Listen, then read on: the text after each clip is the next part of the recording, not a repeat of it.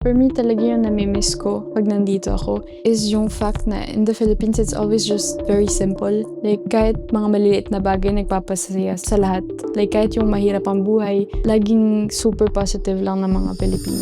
Meet my new friend Roxy. Roxy is a French-Filipino musician based in Paris. She grew up in a multilingual and very musical household, which allowed her to learn different languages, including fluent Tagalog, as well as develop her musical abilities. Make sure to check out her content and music, links below. Roxy and I talked about the differences between Filipino and French culture, her songwriting process, her thoughts on Filipino beauty standards, and the way foreigners are often perceived in the Philippines, and so much more. I hope you guys enjoy the video. Kalahating Pinay, kalahating French. Tama ba yun? Yes. Half French, half Filipina. My mom is from the Philippines and yung tatay ko naman French pero nag-meet sila sa Japan. Ah, random talaga. Bakit Japan? Kasi yung tatay ko, nag-aral siya sa Japan for a bit and nagustuhan niya. So bumalik siya para matuto ng Japanese. And yung mama ko naman kumakanta. So nagbabanda siya sa Japan. And so nag-meet sila sa isang bar. Tapos parang hindi sila kumuha ng contact or anything. So yung tatay ko, it was like, sayang, ganun. Tapos after a few months, nagkita ulit sila. Tapos hindi na binitawan ni Papa si Mama. Ay nako, nakakakilig. Diba? Sana romantic. Alam mo, sa tingin ko, romantic talaga yung Filipino. At may stereotype din ng mga French na romantic din sila. Sa palagay mo, sinong mas romantic? Yung French o yung Filipino? Well, sa story nila Mama, I guess si Papa. Kasi si Mama may ganun eh. Diba? Parang may siguro masungit pag hindi mo masyadong kilala. Pero I feel like, oh my God. I guess kung today, siguro mas romantic pa rin sa Pilipinas. Kasi may culture ng pagliligaw, ganun, may mga values. Pero yung mga French kasi parang dito na uuso yung mga dating apps, for example. So for me, parang hindi na siya masyadong romantic. Pihira na talaga. Parang I like you, you like me, sige tayo na ganun. Pero sa Pinas, di ba parang pinaghihirapan nila talaga. So parang nagbago na yata sa France or stereotype lang yata, hindi ko alam. Kasi alam mo, nasa Paris ka, di ba? Yes. At anong yung tawag ng Paris? The City of Love, di ba? City of Love, romantic. Hindi, pero it's romantic naman dito and may mga guys naman na romantic pa rin. But I don't know, feeling ko lang yung mga OPM songs, ganun, mas romantic talaga para sa akin. Kaya gusto ko silang i-translate eh. Kasi for me, yung mga like OPM songs, kailangan ma-spread dito. Dapat eh. Underrated talaga sa international community sa tingin ko. Kaya yung mga magulang mo, nakilala silang dalawa sa Japan. Tapos lumipat yung nanay mo sa France para lang sa tatay mo? So I guess nag-start yung relationship nila dun. Tapos yung papa ko umuwi sa France and si mama umuwi sa Pilipinas. Pero yung tatay ko talagang baliw na baliw siya kay mama. Ganda ni mama. So, pumunta siya sa Pinas para ma-meet yung lola ko. And then parang nagpaalam na gusto niyang pakasalan, ganun. Dinala na niya sa France. So, parang kumbaga inabandon na ni mama yung country niya para kay papa. Sa tingin mo, nahirapan yung nanay mo noon pumunta siya sa France? I guess oo, lalo na yung pagiging malayo sa nanay niya. Yun talaga yung pinaka-mahirap for her. Pero si mama kasi yung parang tipong wala lang pakialam eh. Go lang siya eh. Na talagang YOLO. Kumbaga, tumigil na siya sa pag-aaral tapos napadpad siya sa Japan. Pumunta rin siya ng Singapore dati. Like, nagbanda na lang. Parang kumbaga, fina-follow niya lagi yung heart niya. Adventurous talaga siya. Adventurous, oo. Kaya for me, kahit siguro mahirap noon, yung pagiging adventurous nga. Nakatulong. Mahirap pero sulit yata. Yes. And actually ngayon kasi dati banda siya. Pero nung lumaki na ako, siguro nung mga 8-9 na ako, nag-aral uli siya para maging hairdresser naman. So ngayon, hairdresser siya dito. Okay. Marami bang Pilipino sa inyo sa Paris? Sobrang dami actually. And nung bata ako, wala masyadong mga Filipino restaurants, ganun. Pero ngayon, dumadami na. So ngayon, masaya pag nakakita ko ng mga Pinoy, uy, Philippine! At mas madali na yon kay nanay, diba? Pag may ibang Filipino dyan sa inyo. Natuto ba siyang mag-French? Yes. Nung bata ako, hindi masyado. Kaya ako marunong mag-Tagalog kasi lagi kami nagtatagalog. Pero nung nag-aral na siya, nagtrabaho na siya, lalo na siya nasanay. So natuto na rin. For us English speakers, learning Tagalog can be a real challenge. Trust me, I've been there. That is exactly why I decided to create my beginner's Tagalog course. With over 10 years of experience speaking Tagalog, I made sure that each and every video lesson is jam-packed with only the most useful information. When it comes to this course, the only thing I regret is not having it when I first started learning Tagalog. Ready to learn? Click the first link in the video description below to get started. Now, back to the video. Sa tingin ko, magaling talaga yung mga Filipino sa iba't ibang language, 'di ba? Kahit anong bansa sa mundo, natututo din sila yung language. Adaptable. Humahanga talaga ako sa mga Pilipino at kahit sa Pilipinas mismo, maraming iba't ibang language, 'di ba? Depende lang sa probinsya. Anong lugar ng nanay mo sa Pinas? Nasa General Nakar kami. Hindi ko alam kung you've heard of it kasi it's like 3 to 4 hours away from Manila, probinsya. Okay. Or near Infanta, maybe you know Infanta. Mas sikat. Infanta. Hindi ko alam. Kulang yung alam ko sa mga ibang lugar sa Pilipinas kasi isang beses lang ako doon eh. 3 weeks lang, kulang. Saan? Saan ka pumunta doon? Sa Manila, Cavite, Cebu at Bohol. Cavite, taga doon yung mga pinsan ko. Shoutout to Cavite. Sabi mo na noon bata ka pa, yung nanay mo hindi naman siya masyadong magaling mag-French. So nagtatagalog lang kayo. Tama ba 'yon? Kumbaga hindi siya nagtatrabaho, so focus siya sa akin. Siya talaga nagpalaki sa akin. And so nagtatagalog kami and umuwi kami sa Pilipinas ng mga 2 to 3 months every summer. So pag summer dito wala akong pasok, dun kami pumupunta ni mama, then sumusunod na lang si papa. Kaya yung pag-uwi ng ganun, like natuto na ako mag-Tagalog. Kaya ang galing mo na kasi sanay ka na, bata ka pa.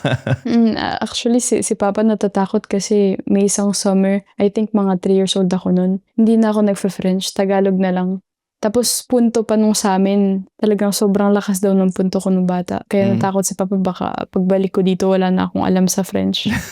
Pero yung mga bata, ang bilis nilang matuto, 'di ba? Wala silang problema kahit sa ibang language. Tapos paano ka natutong mag-English? Hindi ko alam kung bakit, but nung bata pa lang ako, sobrang passionate ako about the US, yung LA, Hollywood, yung mga celebrities, ganun. So lagi ako nanonood ng mga YouTube videos and kahit mga series. Lahat ng mga pinapanood ko English. So natuto na lang ako. Kaya minsan titingnan ako ng mga kaklase kung ba't ang arte mo sa American accent mo? But dun talaga ako natuto, nasanay na rin. Pero anong language na ginagamit ng mga magulang mo sa isa't isa? English. Kasi nung nag-meet sila talagang full English kasi yun lang yung language na alam nila parehas. Pero hanggang ngayon kahit marunong na rin si mama mag-French, English pa rin sila. Kami ni mama Tagalog and kami ni papa French. So halo-halo na lang. Pag sanay ka na sa isang language, mahirap baguhin yon, 'di ba? Kasi naalala ko pa noon kami pa ng ex ko, nag-English lang kami ng 2 taon kasi wala akong alam sa Tagalog noon time na yon. Tapos nag-switch kami para lang makipag-usap sa Tagalog kasi natututo na ako. At mahirap talaga yun kasi parang may barrier sa utak mo kasi sa tingin mo hindi English sa tao nito, 'di ba? Pero Tagalog na bigla.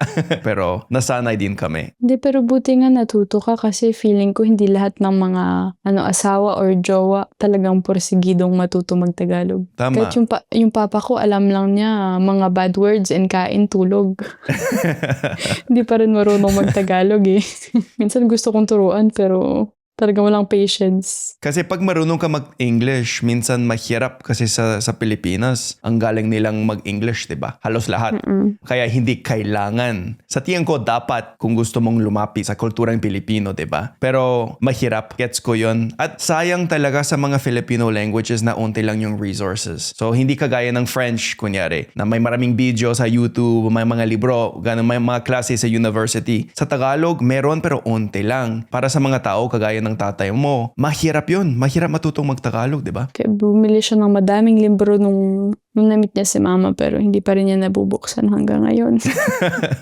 Okay lang, may time pa. Pwede pa. Sa tingin mo, trilingual ka? English, Tagalog, French? Yes, mostly yun talaga yung 3 languages ko. Pero nung nasa school ako, high school, natuto rin ako mag-Spanish and Chinese. But yung Chinese, sobrang konti lang. And yung Spanish, medyo nakalimutan ko lang. But I like to say na 5 yung languages ko. Pero para sa'yo, bilang French, mas madali ng konti matutong mag-Spanish, di ba? Actually, yung nakatulong talaga sa akin for Spanish is Tagalog. Like yung pronunciations ng mga words, talagang very Tagalog vibes. So tanda ko kahit hindi ko naiintindihan yung mga binabasa ko, tinatanong nila kung Spanish ako kasi magaling daw yung accent ko. And I was like, I'm just Filipino.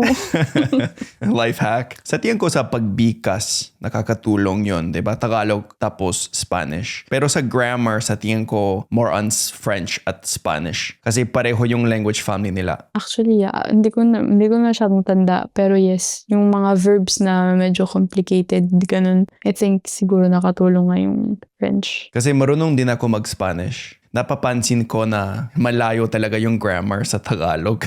Yung pagbikas, halos parehas. Maraming parehas na salita. Diba? Yung mga nouns, bintana, tinidor, maneho, mga ganyan. Pero sa grammar mismo, iba talaga. Yung verb conjugation, kunyari, pag meron akong binabasang French, hindi pinapakinggan. Pero pag meron akong binabasa, parang nakaka-gets ko yun. Ang French naman, I guess, madaming pwedeng mag-guess na words. Ang mahirap lang talaga yung feminine, masculine. Naging French teacher ako for Filipina last year. Kahit ako nalilito eh. Like, nakakalito for me na mag-explain kasi may mga words na walang logic. Basta ito, halimbawa, isang bangko, yung chaise, it's feminine. And walang rason kung bakit. It's just feminine. Ganun lang. You just have to know it. So, nakakalito talaga. Ang But I swerte guess mo. in Spanish din. Ganun din, di ba? Yeah. And yes, swerte ko dito ako pinanganak kasi hindi ko alam kung paano ako matututo mag-French kung hindi ako French. Pero hindi lang sa French, swerte ka rin sa anong mga ibang language, diba? Kasi trilingual ka. So, kahit matagal na ako nagtatagalog, mas magaling ka pa. Syempre, diba? Kasi unang salita mo yun, diba? Nahihirapan ako kasi natutunan ko yun noon adult na ako. Adult na, sa bagay. Kasi ang mahirap din for me sa Tagalog, may mga words na pareho lang pero like binigkas siya. Nag-iiba yung meaning. Puno Like at puno. Yung mga ganyan. Oo, mga ganun. Di ba nakakalito rin yun? Oo, nakakalito. So kung ako, alam ko kasi, well, Filipina ako, but kung i-explain, parang nakakalito na, paano puno and puno, di ba? O, Nakakalito basa yun. at basa. Or kita, di ba? Mga ganun. Marami sa Tagalog. Nahihirapan pa rin ako sa mga bagay ganyan, mga salita ganyan. Kahit ngayon, 12 years na ako nagtatagalog, minsan, nakakamali pa rin ako sa stress. Minsan, sinasabi ko, punta na tayo. Oh, no, hindi. Punta na tayo. Di ba? Ganyan dapat. Pero I guess yung context din nakakatulong. Yeah. At mabait din yung mga Filipino. So kahit Yes. nakakamali ako, wala silang sinasabi. Anong masasabi mo sa mga differences na dalawang culture na yan? Yung French culture at Filipino culture? I guess, well, first, ang mga French dito mas open-minded kaysa sa mga Pinoy. Kasi feeling ko in the Philippines mas like kung dito very very open sila sa mga lahat ng bagay. Sa Pinas minsan mas nahihirapan sila na maging ganun ka-open.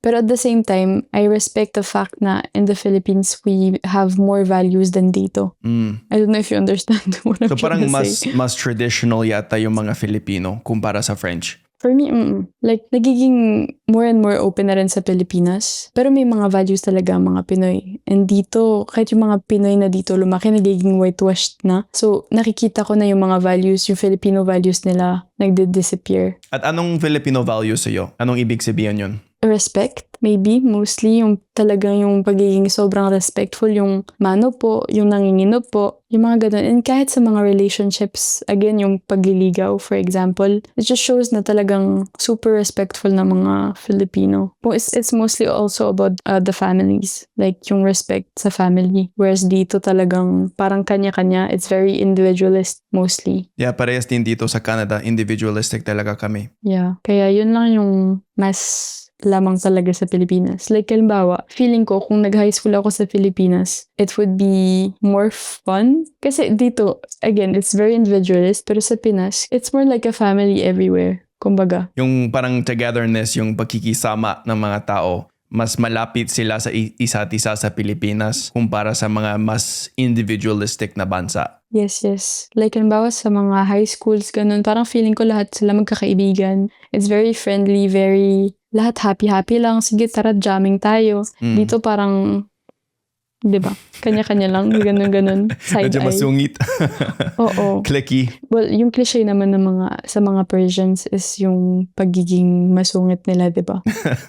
Pero hindi naman siya masyadong totoo. Depende talaga sa katapat mo. Stereotype lang. Depende, but mostly yeah. Pag nasa Pilipinas ka, anong reaction ng mga tao sa'yo? Akala nila na hindi ka Pinay? O alam nila na kalahati ka? Pag nasa probinsya ako, mga bata, uy, American, American, kaganon lang. Pag nasa Manila, parang titingin lang sila, ganun. Tapos parang minsan naiilang ako eh. So hindi ko alam kung titingin ako. And malabo yung mata ko. So minsan hindi ko lang nakikita. Parang nahihiya ako. So I'm like, ano bang gagawin ko? And minsan naman yung mga iba, talagang hindi sila nahihiya. Once nasa escalator ako, may isang matandang lalaki. Nakita ako. Tapos biglang gumanon. Tapos talagang nilapit niya yung mukha niya sa mukha ko. Buti hindi kami same escalator, paakit ako pababa siya. But nagulat lang ako bakit ganun makatingin si Lolo sa akin. Pero talagang depends. Pero it's okay naman. Pero hindi nila alam. And mostly ina-English ako ng mga tao. Bakit? Kasi I'm white. So I feel like ina-assume nila na hindi ako marunong magtagalog. Pero hindi nila alam na pintasan man nila ako, naiintindihan ko sila. Kasi sa tingin mo, magagulat sila sa'yo pag nagtatagalog ka? So minsan sinasagot ko na lang sila ng Tagalog. Kasi I like naman na magtagalog. Lalo na pag nandito ako, namimiss ko magtagalog. So, I'm happy to speak Tagalog pag kaya. Pero gets ko yun na minsan mahirap magtagalog sa mga Pilipino pag foreigner yung itsura mo. Kasi nangyayari din yun sa akin palagi dito sa Canada. Pag tinatagalog ko sila, sumasagot lang sila sa English, diba? O minsan, may tanong ako sa isang restaurant or tindahan at ayaw nilang sumagot kasi may marami silang tanong para sa akin, diba? So, oy, ate, kamusta? Ay, nako, marunong ka magtagalog. Marunong ako magtagalog. Ate, makano po to? Paano ka natuto? Ay, may joke pinaya ko dati. Okay, sige. Ate, tapos yung bagay nito. Pero nakapunta ka na ba sa Pilipinas? Diba? Hindi, mauubos yung mga tanong nila. At gets ko yun kasi parang novelty yun sa kanila. Hindi ko sila sinisisi, diba? Wala silang kasalanan. Ina-appreciate ko talaga yung encouragement nila. Pero cute nila pag ganun sila. Iba sa mga ibang language kasi kunyari marunong din ako ng konting German. Yung mga German, wala silang pakialam sa akin pag nag-German ako.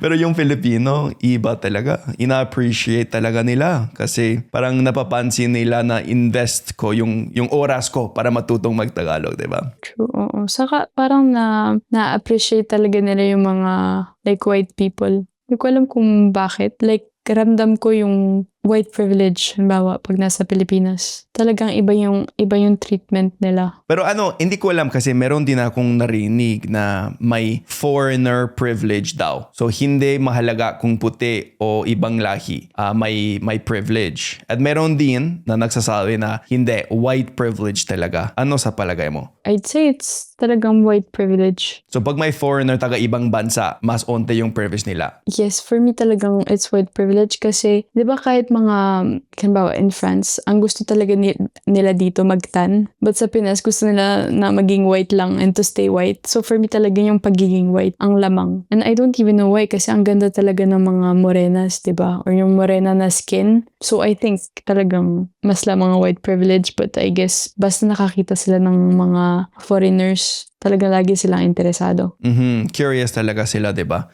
But sometimes I think it's cute and sometimes it's medyo not a good thing. Kasi parang kahit para sa kanila, diba? Porket taga-ibang bansa, sobrang yaman. Porket taga-ibang bansa, sarap ng buhay. Kahit may white privilege, minamaliit nila yung paghirap din natin sa ibang bansa. Lalo na kahit sa mga OFW, for example, basta kahit Pinoy ka but you're from another country, parang they consider us like sobrang rich people. And I'm like, no, nagpapakahirap lang din kami like you. Gets ko na akala nila na mayaman ka kasi taga ibang bansa. Kasi mas mayaman din tayo, diba? Kumpara sa mga Filipino, like on average, hindi lahat, pero on average. Kasi nakaka-euro ka or nakaka-dollar ako. Totoo na mas mayaman tayo. Pero hindi ibig sabihin na walang problema sa ibang bansa. At lalo na yung OFW, pag nagtatrabaho sila sa abroad, mahirap pa rin yung buhay nila kasi nagpapadala din sila ng maraming pera sa pamilya nila sa Pilipinas. So kahit nakakaroon sila ng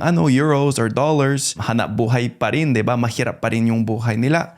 Kasi maraming gastos sa pamilya nila, sa and ibang mas malaki bansa. ang gastos sa ibang bansa. That's mas mataas also, yung cost of living, yung rent, yung Yes. pagkain, lahat. Parang complicated. Complicated yung economies, diba? maybe the only thing na for me it's medyo important pero I don't know if it's useful or not. Isang body shaming sa Pilipinas. Kwenta mo sa akin. One of the things na maganda dito is whatever yung itsura mo, parang hindi ka nila masyadong i-judge. But sa Pilipinas, pag masyado kang payat, sasabihin ka nila, payat. Pag naman masyadong mataba, hindi sila shy na magsabi ng ganun. And nung bata ako talagang, one of my traumas, I love the Philippines and sobrang excited akong umuwi lagi. But pag nasasabihan ka ng like mataba and you're like only 10 years old, you're like, that's not normal, diba? So, yun lang. And for me, super normal lang sa kanila. Yung mga tita na, uy, tumaba ka. Or, pumayat ka. Like, please just stop talking about my body. Parang naging normal na yun sa Pilipinas. Narinig ko rin yun at hindi ako Pilipino. Sa mga katrabaho ko o minsan sa mga video ko, ay, tumaba ka na. O kunyari, bumili ako ng bagong camera. So, dati iPhone yung ginagamit ko pero may camera na ako. Sa pinakaunang video na may camera, meron na comment, parang mas gwapo ka na. Pero mas maliwanag lang yung image. Mas mataas yung resolution. Pero mas tutok sila sa appearance ko, hindi sa camera, diba? So, pag maganda yung camera, gwapo ka. Pag pangit yung camera, pangit ka. Diba? Lagi silang may sinasabi. Like, laging pag may compliment, laging may parang backhanded compliment, I think you call those. Like, halimbawa nung bata ako, ganda-ganda mo naman, sayang masyado ka mataba. Like, pwede bang maganda lang ako? Diba? So, yung mga bagay lang na yun ang talagang ayaw ko sa Pilipinas. And kahit today, medyo mas confident na ako about my body, halimbawa, na parang pag uuwi ako sa Pilipinas, parang natatakot pa rin ako na masabihan ng kung ano. So, like, medyo nakaka-stress pa rin. Kahit at the end of the day, we don't care. Pero nakaka-conscious lang lagi na parang, ano bang sasabihin ito? Is my body okay? Is my body enough for you? Magiging self-conscious ka, ganyan. Pinag-uusapan din natin yung white privilege, diba? Pag medyo puti yung balat mo, anong sasabihan nila sa'yo? Dapat mag-artista ka sa Pinas, diba? So, hindi importante kung magaling kang mag-acting or magaling kang magkumanta. Yung pinakamahalaga sa kanila, puti yung balat mo, dapat mag-artista ka. So, tungkol sa itsura din, diba? Oo. Sometimes it's just, like, hindi ko na alam kung anong iisipin ko. Pero yeah, mga Pinoy. Pero I love Pinoys pa rin. Parehas yun sa lahat ng culture. Meron mga parte na mas maganda at mas mahirap, diba? Walang perfect culture sa mundo, diba? Kailan yung last time na umuwi ka? Last year. Every summer kami umuwi. Kahit hanggang ngayon? Yes, and actually in 2 weeks, pupunta ako ng Pilipinas. So, I'm excited. Nakakaingit. Gusto ko rin pumunta sa Pilipinas na naman. Para sa iyo, anong paborito mong aspekto ng kulturang Pilipino? For me, talaga yung namimiss ko pag nandito ako is yung fact na in the Philippines, it's always just very simple. Like, kahit mga maliliit na bagay, nagpapasaya sa lahat. Like, kahit yung mahirap ang buhay, laging super positive lang ng mga Pilipino. And dito kasi super negative nila minsan. 'Di ba? Sa Pinas, kahit mas mahirap pa yung buhay nila, parang lahat tumatawa, nagsasmile. And parang sarap lang ng buhay sa Pilipinas. Kahit mainit. Kahit mainit. Oo, kahit may kahit problema, parang okay lang lahat, 'di ba? Oo, lahat friendly, lahat masaya. Sa tingin ko, yun talaga isa sa mga privileges na tinutukoy natin kanina, diba? Yung mga nasa developed countries, yung Canada or France, parang mahilig tayong magreklamo, diba? O yung pangit ng buhay, kulang ako sa pera. Pero sa Pilipinas, minsan mas onte yung sa kanila, yung mas onte yung mga bagay nila. Pero masaya pa rin. Mas masaya kaysa sa atin, diba? Dito lahat stress lagi. Kahit ako, lagi akong super stressed, pero hindi naman ako nagsaspread ng bad vibes. I try to always be happy and smiling naman. But dito ang lala. Like, lalabas ka lang, ramdam mo yung stress ng mga tao. Pero pag nasa Pinas, cool. Bahala na si Batman. Okay na. Exactly. Yung mga content mo, nahanap kita sa TikTok, diba? At kumakanta ka sa French, tapos sa Tagalog din. Paano ka nagsimula sa music? Yung mama ko kumakanta, and yung papa ko naman guitarist. So, parang I've always loved music, pero yung talaga nag-start ako, 3 years old ako. Like, I started talking and I started singing din. And I started singing sa mga karaoke. I don't know, parang naging normal lang siya talaga sa akin. Parang national sport yon sa Pilipinas, diba? Yung karaoke. Lalo nung bata ako, hindi ako mahilig sa sports. So, parang talagang kumakanta lang ako. And I also started writing my own songs. Kasi I'm very emotional. Yung zodiac sign ko is Cancer. So, very, sensitive, ganun. So, I've always loved writing. And so, ginagawa ko rin kanta. So, like, I switch between covers and writing songs. Para sa iyo, anong paborito mong language para sumulat ng mga kanta? At first, English talaga. Kasi feeling ko pag hindi mo first language, mas madaling mag-express ng emotions kasi it feels a little bit further, kumbaga. May separation. But now, I guess French. Kasi I think French is very beautiful and may mga words talaga ditong mas tumatatak. And so, I like switching. And I've tried Tagalog din, but it's medyo mas mahirap. Marami kang content na Filipino songs pero translated into French, diba? Mahirap ba yun? Mahirap mag-translate? I-translate? Medyo. May mga kantang gusto ko talagang kantahin but may mga specific songs na mahirap i-translate kasi yung meaning nila super specific. Like halimbawa, nung isang araw may nag-comment na gawin ko daw yung kantang Akin Ka Na Lang by Morissette. It's a very nice song and I love that song.